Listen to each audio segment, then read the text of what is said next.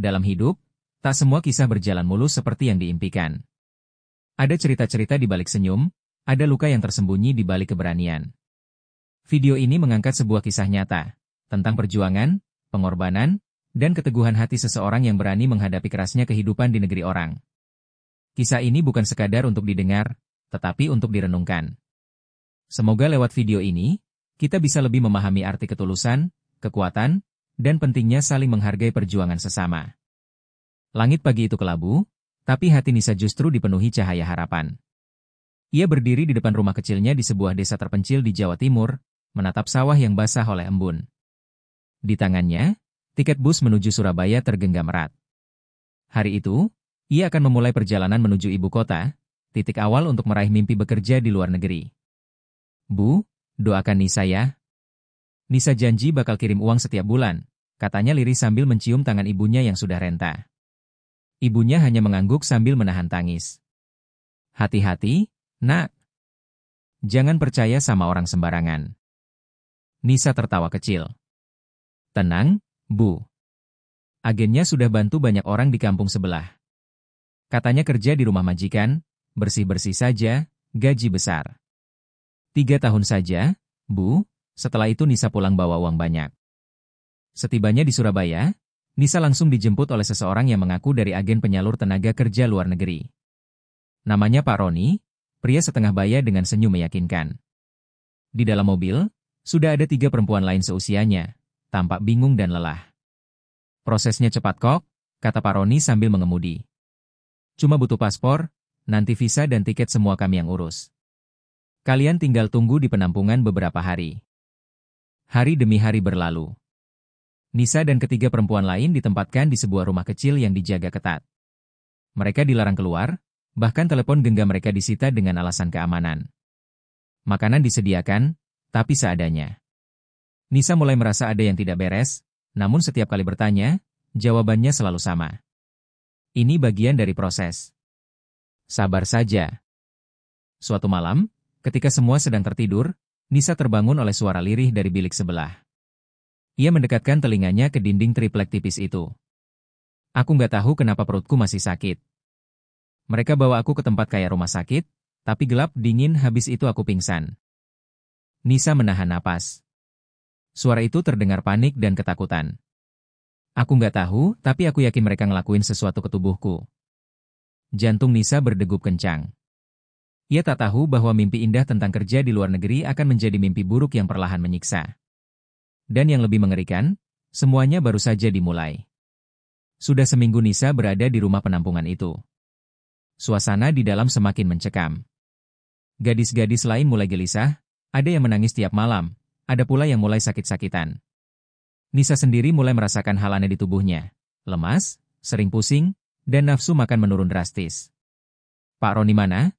Tanya Nisa kepada seorang wanita paruh baya yang datang mengantar makanan. Dia lagi urus visa kalian.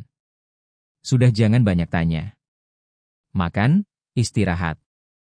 Jawabnya dingin, lalu segera mengunci pintu dari luar. Nisa menatap nasi dingin dan lauk seadanya di hadapannya. Nafasnya berat. Ingatannya kembali ke suara semalam dari bilik sebelah. Ia belum sempat bertemu atau melihat siapa pemilik suara itu, tapi cerita tentang tempat seperti rumah sakit gelap membuatnya waspada. Malamnya, Nisa memberanikan diri mengintip dari lubang kecil di sudut bawah dinding bilik. Ia menggeser karpet tipis yang menutup lantai kayu. Ternyata, ada celah sempit yang menghubungkan ke ruang lain, ruang yang tampaknya tidak diperlihatkan ke semua penghuni. Ia menyelinap pelan-pelan, hingga akhirnya bisa mengintip ke ruang gelap itu. Di dalamnya, samar-samar terlihat tempat tidur besi beroda, alat-alat medis berdebu, dan bau menyengat obat. Di sudut ruangan, ada seorang gadis yang tampak kurus dan pucat, meringkuk sambil menggigil. Tubuhnya hanya dibalut selimut tipis. Di tangannya terpasang infus yang sudah hampir habis. Seketika, jantung Nisa berdetak tak karuan. Itu pasti suara yang ia dengar semalam. Keesokan harinya, datang seorang pria asing yang berbicara dalam bahasa yang tidak dimengerti Nisa. Bersamanya ada 2 pria lokal dan seorang wanita muda berpakaian rapi. Mereka melihat-lihat beberapa gadis satu persatu, seperti sedang menyeleksi barang. Saat tiba di hadapan Nisa, mereka berbicara sebentar. Lalu, Wanita muda itu bertanya padanya dengan ramah namun mengintimidasi. Nisa ya? Kamu siap kerja? Paspor kamu sudah diproses. Visa juga sudah selesai.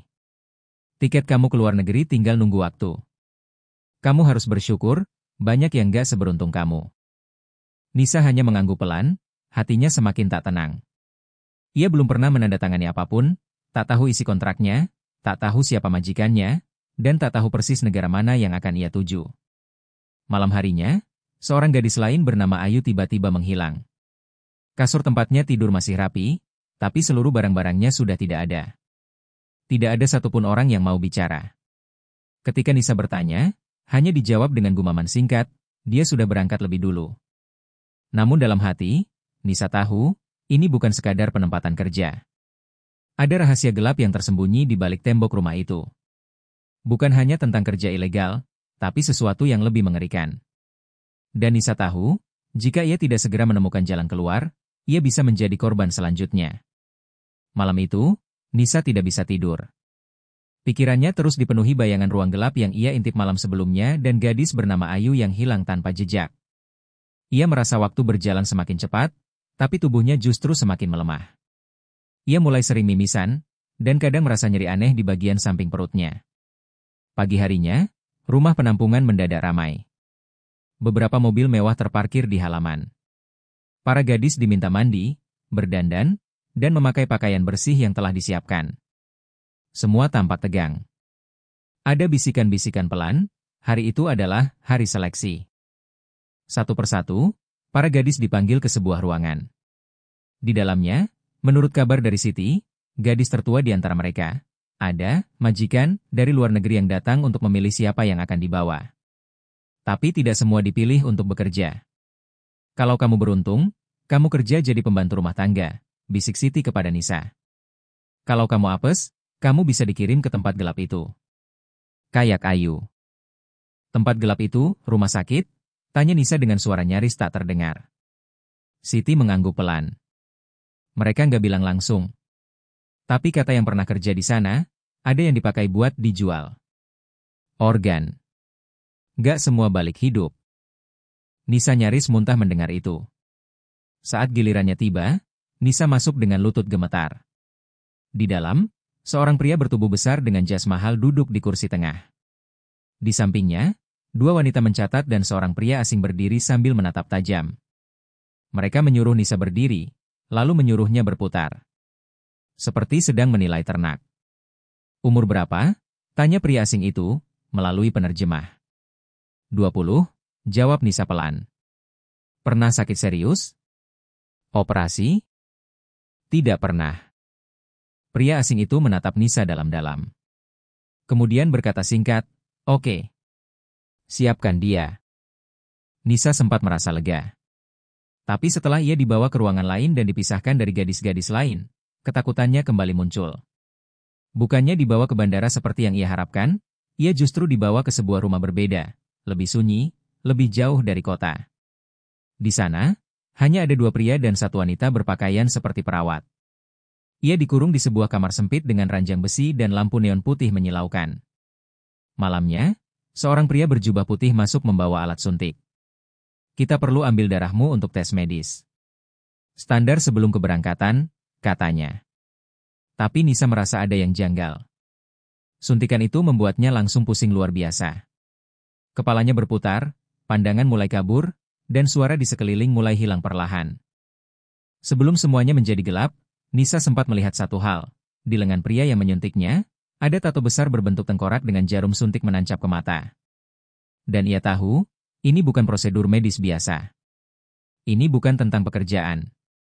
Ini tentang hidup atau mati. Nisa terbangun dalam keadaan setengah sadar. Pandangannya buram, tubuhnya berat, dan seluruh bagian tubuhnya terasa seperti habis digilas. Ia berusaha menggerakkan tangan, tapi pergelangannya terikat keranjang besi dengan tali kasar. Suara dengung mesin terdengar samar di telinga. Bau tajam disinfektan memenuhi udara. Ruang di sekelilingnya terang menyilaukan, tapi dingin dan sunyi. Ia mengenali peralatan medis, lampu operasi, meja dengan alat-alat logam mengkilap, botol-botol cairan, dan layar monitor yang menunjukkan detak jantung. Dengan kepala berat, Ia mencoba menoleh. Di seberangnya, ada seorang gadis yang juga terbaring lemas. Perut gadis itu dibalut kain putih yang tampak basah oleh darah. Ia tampak tak bergerak. Tak bernapas. Nisa menjerit, atau mencoba menjerit, namun suaranya tak keluar. Mulutnya dibekap kain. Air matanya mengalir tanpa bisa ditahan. Pikirannya kacau. Ia tidak tahu sudah berapa jam atau hari ia tak sadarkan diri. Yang ia tahu, sesuatu telah terjadi pada tubuhnya. Tak lama, dua pria berpakaian seperti ahli bedah masuk ke ruangan. Wajah mereka tertutup masker, tapi suara mereka terdengar jelas. Yang ini ginjalnya sudah dicek, cocok untuk permintaan dari Dubai. Nanti malam kirim via jalur laut. Berapa bayaran kali ini? 200 juta. Dapat 2 ginjal dari 2 orang. Hemodialisa biar rumah sakit urus. Kita cuma ambil bagian bersihnya. Mendengar itu, Nisa berjuang keras menggeliat. Ia ingin kabur, ingin melawan, tapi tubuhnya terlalu lemah. Rasa nyeri tajam mulai terasa di sisi perutnya. Ia tahu tubuhnya telah dibuka. Operasi telah dilakukan tanpa sepengetahuannya, tanpa anestesi medis yang semestinya, tanpa izin, dan tanpa ampun. Salah satu pria mendekat, memeriksa alat detak jantung, lalu menulis sesuatu di papan catatan. Masih hidup. Besok kita infus lagi, biar kuat. Minggu depan mungkin bisa ambil satu lagi kalau permintaan naik. Satu lagi? Nisa membatin dengan horor. Mereka akan mengambil bagian tubuhnya lagi? Hari-hari berikutnya, Nisa dibiarkan terbaring dalam ruangan yang dijaga ketat. Tubuhnya mulai mengalami infeksi.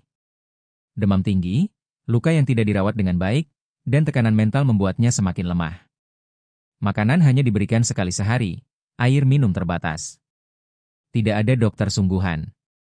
Hanya tangan-tangan kasar yang datang menyuntik, memeriksa tekanan darah, lalu pergi. Suatu malam, saat hujan deras mengguyur luar bangunan, suara gaduh terdengar dari luar ruangan. Suara pintu dibuka paksa, teriakan dalam bahasa asing, dan suara langkah tergesa. Nisa mencoba bangkit, meski tubuhnya gemetar hebat. Ia melihat pintu ruangan terbuka sedikit, dan sesosok gadis berambut panjang masuk dengan napas terengah. Matanya menatap Nisa penuh horor. Kamu harus keluar dari sini. Sekarang, bisiknya. Gadis itu adalah Dara, salah satu dari 5 perempuan yang dulu sempat tinggal bersamanya di penampungan. Dara menghilang duluan, dan kini ia kembali. Wajahnya pucat, tubuhnya penuh luka, tapi ada keberanian di matanya. Aku berhasil kabur seminggu lalu, tapi aku balik lagi, demi kamu. Mereka tidak akan berhenti sampai kamu mati. Nisa, dalam keterbatasannya, hanya bisa berbisik, tolong aku.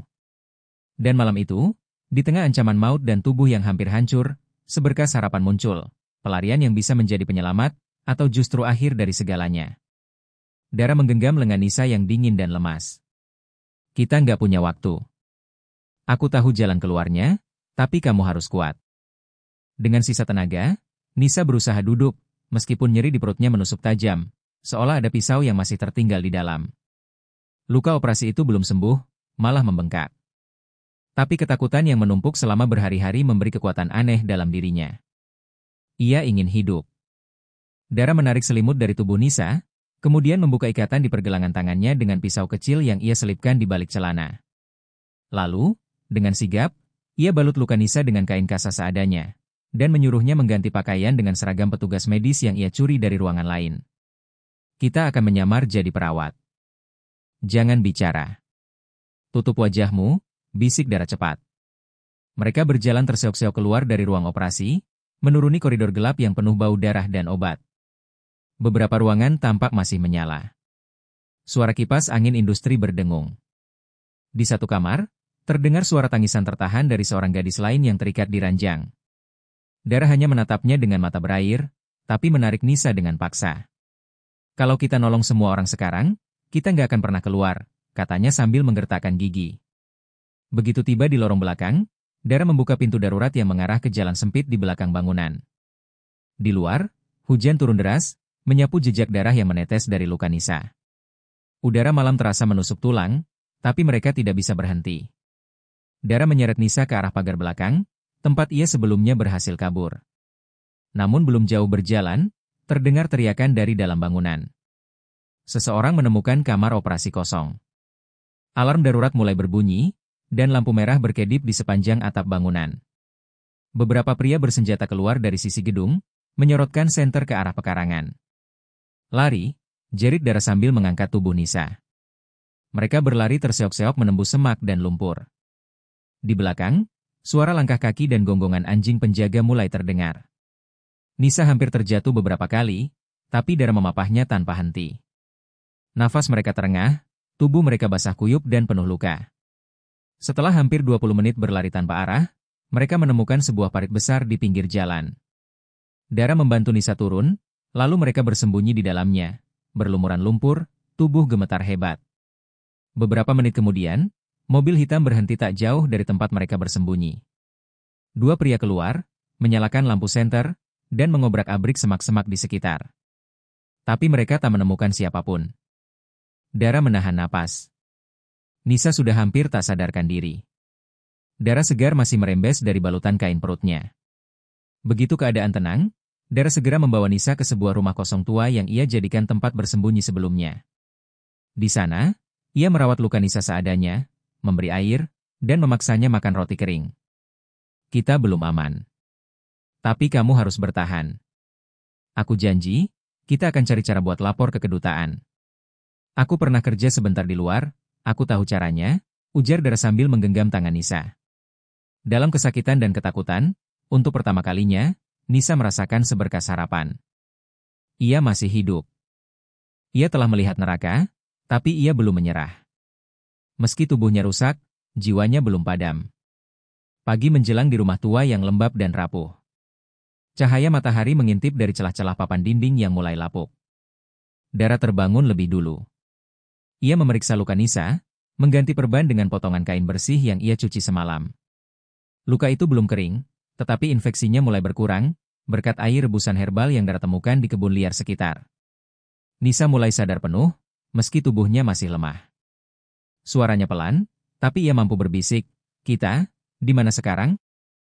"Masih di negara ini, tapi aku nggak tahu pastinya daerah mana. Aku cuma tahu tempat ini dulu ditinggalkan warga karena sering banjir. Sekarang nggak ada yang tinggal. Aman, sementara." Dara lalu menunjukkan ponsel kecil yang ia sembunyikan selama pelarian. Ia berhasil mencurinya dari laci perawat beberapa hari sebelumnya.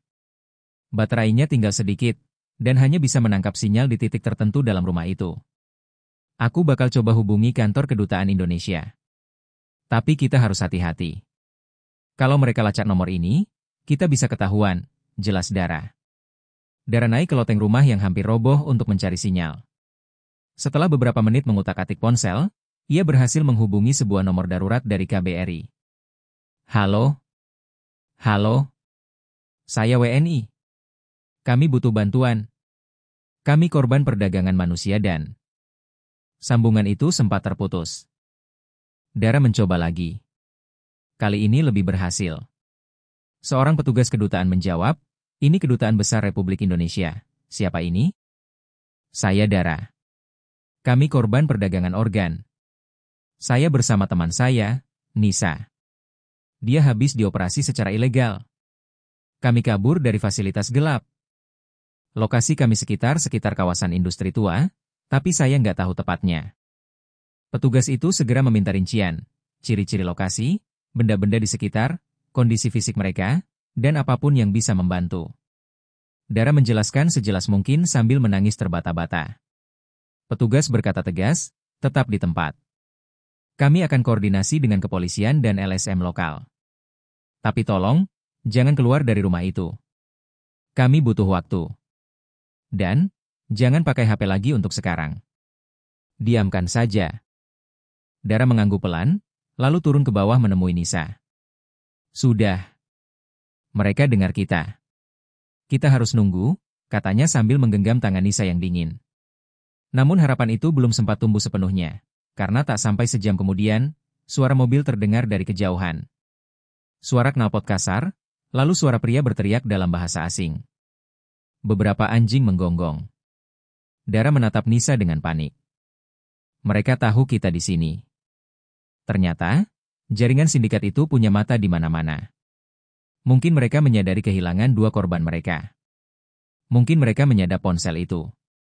Mungkin ada pengkhianat di pihak kedutaan atau LSM. Dara dan Nisa tak punya waktu untuk berpikir. Mereka segera berlari ke bagian belakang rumah, membuka lantai papan yang sebelumnya ditutupi daun-daunan. Di sana, ada lubang kecil yang dulu dijadikan tempat penyimpanan barang oleh pemilik rumah lama. Mereka masuk ke dalam lubang itu, menutup lantai dengan hati-hati. Nafas mereka tertahan. Di atas, suara langkah kaki makin dekat. Sepatu berat menghentak lantai, suara kursi terlempar, pintu dipukul keras, lalu. Apa mereka kabur lagi? Terdengar suara kasar dalam bahasa asing. Aku yakin mereka ke sini. HP itu aktif 2 kali pagi ini. Cari semua sudut. Waktu terasa melambat. Jantung Nisa berdegup kencang. Dara menutup mulutnya agar tak mengeluarkan suara. Satu suara kecil bisa berarti kematian. Suara langkah itu makin mendekat ke arah tempat persembunyian mereka. Suara langkah kaki semakin mendekat. Setiap derit lantai di atas kepala Nisa dan Dara terdengar seperti lonceng kematian. Napas mereka saling bertaut, dada sesak, jantung berdetak seperti ingin pecah. Di ruang sempit bawah lantai, tubuh mereka saling berdesakan, mencoba tak bergerak, tak bersuara. Tiba-tiba, seseorang di atas berhenti tepat di atas mereka. Lantai kayu tua itu berbunyi nyaring saat diinjak. Dara menutup mulut Nisa yang mulai menangis pelan, air matanya menetes ke lantai tanah. Ada suara, terdengar satu dari para pengejar. Seseorang mulai memukul-mukul lantai dengan gagang senjata. Sekali, 2 kali. Namun sebelum pukulan ketiga, suara sirine terdengar dari kejauhan. Cepat. Nyaring. Mendekat. Polisi, teriak seseorang. Keributan pun pecah. Teriakan bersahutan, suara sepatu berlari, suara tembakan ke udara, dan kendaraan berhenti mendadak. Aparat berseragam menyerbu masuk ke rumah reot itu, membawa serta tim LSM dan petugas dari Kedutaan Indonesia. Papan kayu penutup persembunyian itu dibuka paksa. Cahaya menyilaukan mata Nisa dan Dara. Beberapa wajah asing muncul, seorang pria berjaket bertuliskan Rescue Team, wanita berkerudung dari LSM HAM, dan seorang petugas medis. Tenang. Kalian selamat sekarang. Kami dari KBRI dan LSM lokal. Kalian aman? Ujar seorang wanita dalam bahasa Indonesia, menatap mereka dengan lembut. Nisa tak sanggup menjawab. Ia hanya menangis, keras. Bukan lagi karena takut, tapi karena campuran antara lega, luka, dan trauma yang belum sempat sembuh. Beberapa hari kemudian, Nisa dirawat di rumah sakit pemerintah di negara itu dengan pengamanan ketat. Luka operasinya diobati secara medis, infeksinya ditangani. Berat badannya turun drastis, wajahnya pucat, dan tubuhnya penuh bekas luka. Dara juga mendapatkan perawatan dan konseling psikologis. Mereka berdua kini tinggal di shelter milik KBRI, menunggu proses pemulangan ke Indonesia.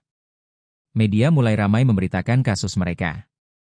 Penangkapan jaringan perdagangan organ ilegal itu menjadi sorotan internasional. Ternyata, kasus Nisa hanyalah salah satu dari puluhan kasus serupa yang tidak pernah terungkap sebelumnya. Dalam satu sesi konseling, Nisa akhirnya berani berbicara. Saya pergi karena ingin bantu keluarga. Karena janji manis agen yang katanya akan berikan pekerjaan baik. Tapi nyawa saya hampir diambil. Organ tubuh saya dijual tanpa saya tahu. Saya bukan barang. Saya manusia. Beberapa bulan kemudian, Nisa dan Dara berhasil dipulangkan ke Indonesia. Mereka disambut oleh keluarga dan aktivis kemanusiaan. Tapi luka itu, baik fisik maupun batin, akan mereka bawa selamanya. Kehidupan tidak kembali seperti semula. Tapi mereka mulai menata ulang hidup. Dara bergabung dengan lembaga advokasi untuk buruh migran, sementara Nisa memilih tinggal di kampung dan merawat ibunya yang sakit. Di suatu sore, Nisa duduk di beranda rumah, menatap sawah dengan mata kosong. Luka operasinya masih terasa, tapi kini ada sedikit senyuman di wajahnya. Ia masih hidup. Ia telah bertahan dari neraka. Dan ia tahu, kisahnya harus menjadi pelajaran. Bahwa janji manis ke luar negeri seringkali hanyalah perangkap. Bahwa mimpi bisa berubah jadi mimpi buruk dalam sekejap. Dan yang paling penting, bahwa hidupnya, betapapun rusak dan hancur, masih berarti.